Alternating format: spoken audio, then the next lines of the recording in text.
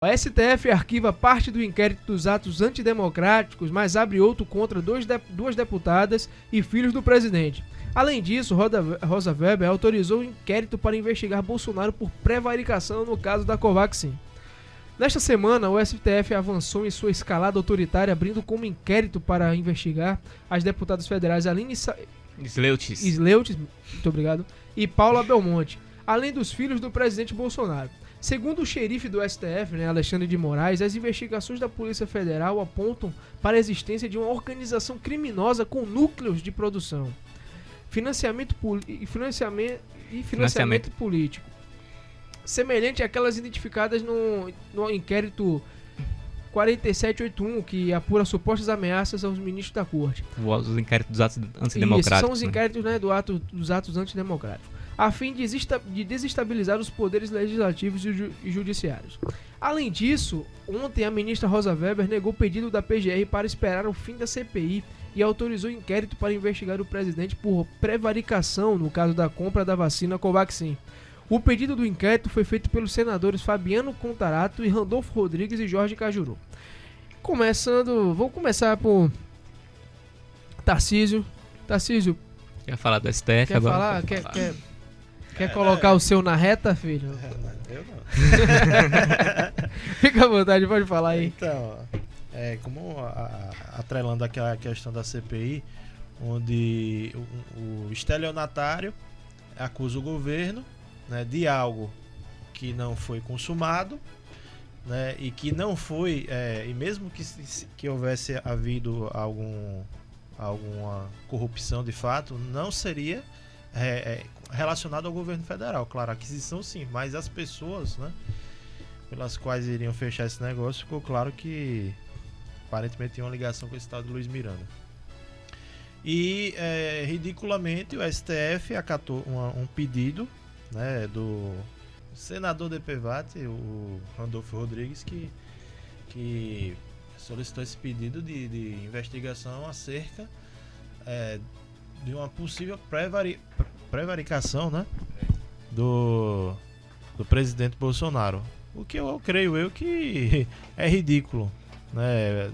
Não houve corrupção e não houve prevaricação. Eu enxergo isso. Eu acho que qualquer cidadão, né, que tenha 2 neurônios enxerga que não teve corrupção nesse caso nenhum. Estão buscando desesperadamente alguma coisa. Estão se apegando a coisas tão ridículas. Governos passados consumavam as corrupções, não só tinham documentação, tinham materialidade. Agora eles estão tentando acusar o governo com acusações. É um crime imaginário. Fictícias. Um crime imaginário. É um crime imaginário. Feiju, em relação a essa questão dos inquéritos, eu quero colocar duas coisas importantes, né?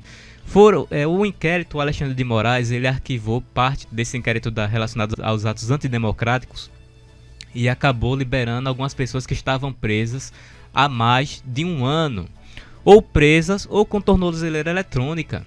Pessoas que são cidadãos comuns, como eu e você, que trabalham, que têm uma família, pessoas que precisam trabalhar para poder sustentar sua família, pessoas que não têm muitos recursos.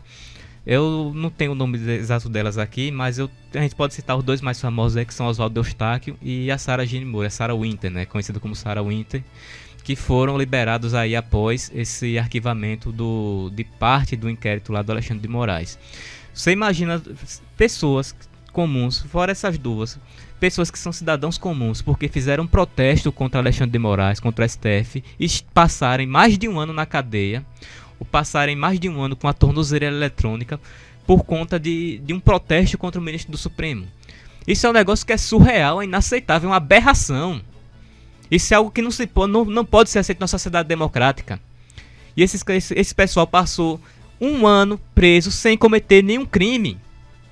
Você pode pensar o que você quiser de Oswaldo Eustáquio, de Sarah Winter, se são oportunistas, se são traidores.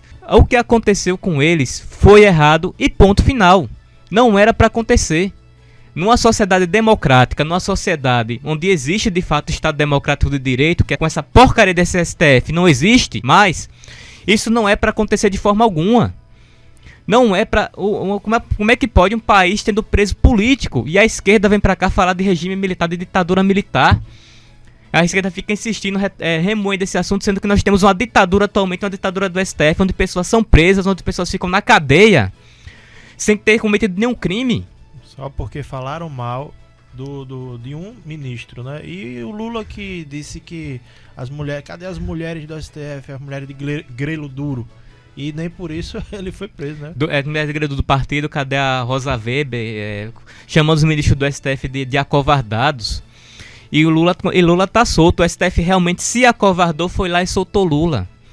E aqui ainda limpou a ficha dele para ele poder ser candidato. O Lewandowski essa semana acabou com a delação da Odebrecht que afetava Lula. Ou seja, livrou mais 2 processos relacionados ao sítio de Atibaia, a questão do Instituto Lula. Todos esses processos agora não contam mais com a delação da Odebrecht, que tem provas contundentes ali relacionadas a isso, tem até a delação do Palocci, né, que fala sobre os milhões que foram destinados da Odebrecht para fazer a construção daquele instituto. E Lewandowski vai lá e anula, que é o ministro indicado pelo PT, o ministro mais petista que tem naquela corte. Lewandowski, que foram várias ações desse ministro, que eles se acham semideuses, né? Eles se acham semideuses. Porque no caso fazem? dessa situação de Lula foi o seguinte: Uhum. Moro foi considerado suspeito e parcial, né? Sim. Ele foi considerado parcial e o processo retornou pro início. Ele não foi considerado inocente. Só foi pro início. Vai começar tudo de novo. Os crimes aconteceram, o dinheiro realmente foi desviado. E para completar esse empurrãozinho que deram para ajudar Lula, aí você pega Lewandowski e faz o quê? As provas que ajudaram a incriminar Lula não podem mais ser utilizadas. Foi isso que aconteceu. Tá uma galera colocando aí que Lula é inocente, mas não é. Voltaram, mudaram a regra do jogo enquanto o jogo estava andando. Depois do jogo terminado. No caso do sítio de Atibaia. Isso, já terminou. Aí voltaram tudo e falou: a partir de hoje você não pode... Tá vendo esse depoimento aqui? Porque veja que situação. Temos um cara do ministério que uma pessoa de fora disse que cobrou propina, $1 de propina por vacina. Por conta disso o Bolsonaro é corrupto. E do outro lado temos um cara que era melhor amigo dele, de Lula, que foi ministro dele, que confessou e devolveu milhões. Não conta. Lula é inocente. Veja que duplo falta padrão, de parâmetro, né? Que falta de parâmetro assustador. E isso é isso é a nossa democracia. Isso aqui parível, né? Isso é a nossa democracia. No caso, você pega um cara que tá lá, você pega, pronto, Ricardo Barros. Querem colocar o Ricardo Barros como se fosse o maior corrupto, e ele tá atrelado, por ele ser líder do governo, ele tá atrelado diretamente a Bolsonaro. Agora você pega um Palocci, que era ministro, amigo, que você vê vídeos, o cara sabia de tudo, era do esquema do PT. Não, esse aí, o que ele falou não importa. Não pode ser utilizado mais. O fato dele ter devolvido milhões não significa nada. Não representa nada. Então, essa é a nossa situação. E tem gente que acredita, ou por burrice ou por má fé, que fica levando isso pra frente, essa narrativa pra frente, e tudo se perde, senhores. E tudo se perde. Esse é o trabalho do STF. Esse é o trabalho dos nossos senadores. Você pega o senador Fabiano Contarato, você pega o senador Randolfo Rodrigues, Cajuru, é isso que eles servem. O senador Alessandro Vieira, o senador Rogério Carvalho, eles servem a isso. Todos eles fazem parte dessa engrenagem criminosa que vem destruindo o Brasil, que vem dividindo o Brasil entre pessoas boas e pessoas ruins, entre o bem contra o mal. Porque se você realmente vive num estado democrático de direito, que se você vive num estado onde a lei existe, isso aqui não estaria acontecendo. Isso aqui não estaria acontecendo nem a pau. Porque você pega esse tipo de perseguição a parlamentares que não coadunam com a esquerda. Porque a Belmonte, ela não é bolsonarista. Ela é a esposa, sabe de quem? De Felipe Belmont, que é o cara responsável pela criação do partido de Bolsonaro, a Aliança.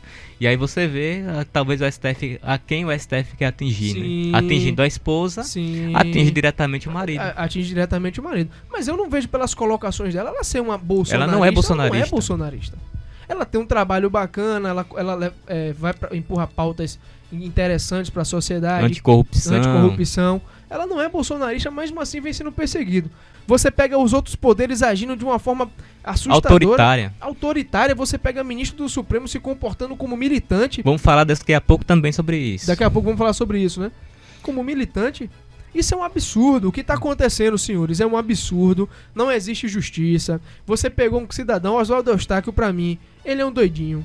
Pra mim, ele é um cara meio azoado. Eu não boto credibilidade em muitas coisas que ele fala. Não coloco. Agora, eu não acho que o que aconteceu com ele foi um absurdo. O que aconteceu com ele foi um absurdo e Bolsonaro nunca se pronunciou em relação a isso. O que aconteceu com Daniel Silveira, pra mim, falou besteira.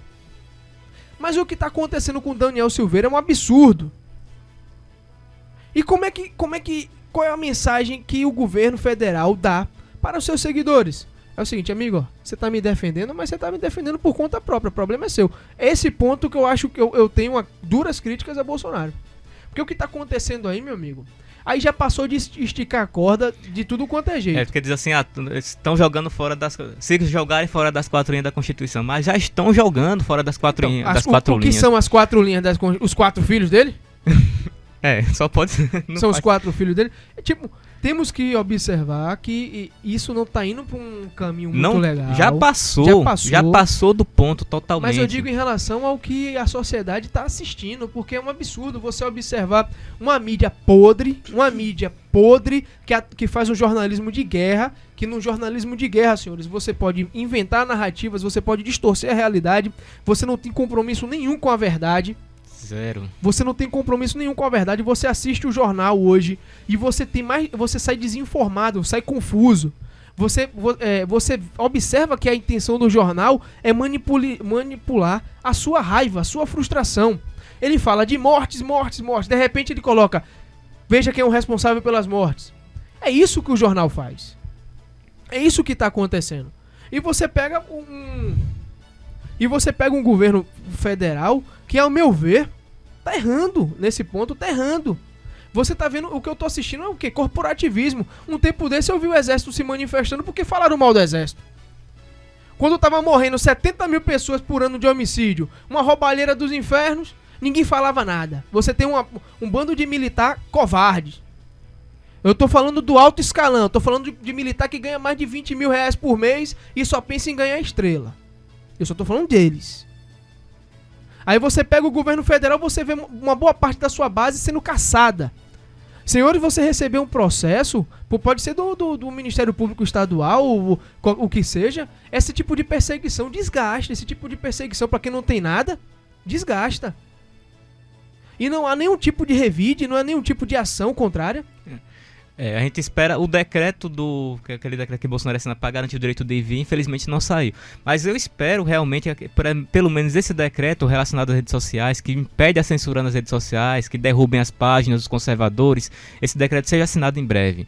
Porque nós precisamos garantir a nossa liberdade, porque esse é o único espaço que nós temos para falar, ainda são as redes sociais. Porque a grande mídia, ela está tomada pela esquerda. E para concluir esse raciocínio, eu quero deixar duas questões sobre o impeachment, que foi protocolado essa semana.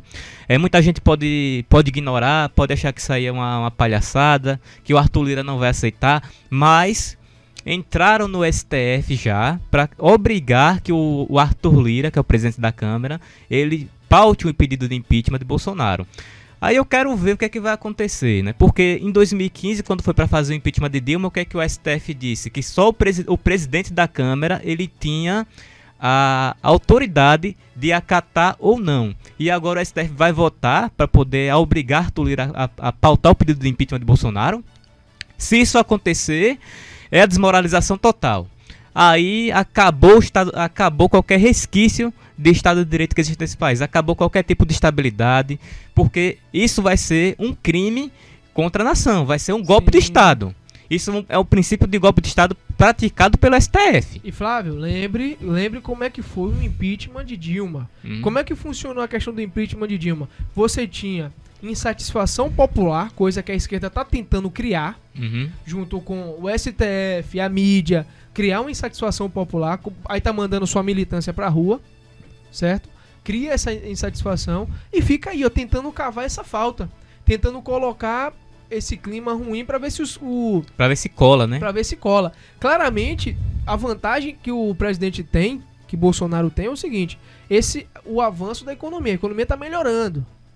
Apesar do que eles estão trabalhando contra. Apesar desse trabalho contrário, a economia tá trabalhando. Agora, meu amigo, uma canetada. Aí os caras estão pagando pra ver, pô. Os caras estão pagando pra ver. Será que essa galera vai ser covarde mesmo? Vai aceitar? Porque se der uma canetada, quem é que vai lutar contra? Quem é que vai pra rua? Se o presidente tomar uma canetada e sair, foi retirado. E quem for pra rua, o STF vai lá Sim. e prende. Depois que tirou o Bolsonaro, amigo, quem é que vai pra tomar pancada da polícia? Será que vão ter coragem realmente de ter uma convulsão social? Vai ter algum tipo de revide? Não tire isso, não descarte isso não, senhores. Será que militares vão se dispor? Por causa que se você for observar na história, nada aconteceu de um dia pro outro. Você observa que da ditadura para acontecer antes de 64, existia um processo anterior. Existia um processo anterior que foi tenso, semelhante ao que está acontecendo hoje no Brasil. O que está acontecendo hoje é um processo tenso, onde vários escândalos vêm acontecendo, várias manobras vêm acontecendo. Várias manobras estão acontecendo. E tem uma possibilidade sim de acontecer uma outra ruptura. Eu não descarto isso porque, do jeito que as coisas estão, senhores, o Supremo, que era pra ser o guardião da Constituição, já rasgou, tocou fogo, cuspiu, fez de tudo. Jogando, os caras estão jogando. E aí, pra complementar isso aqui, olha, muitos podem pensar, vocês que estão assistindo aí, por exemplo, no Facebook, podem pensar, mas não existe crime que Bolsonaro tenha cometido. Precisa existir crime? Não precisa, se não tiver crime, inventa. A gente sabe como é que funciona o sistema político no Brasil. Entendeu? Se não tiver crime, eles inventam pra passar o impeachment. Os caras inventaram a inocência de Lula. De Lula. Como é que não inventa crime? Não inventa culpado, entendeu? Como? Então, é essa a questão. O jogo tá posto. Vocês que estão assistindo, que estão ouvindo na rádio, abram os olhos para isso e vamos ver como é que vai se desenrolar desse processo.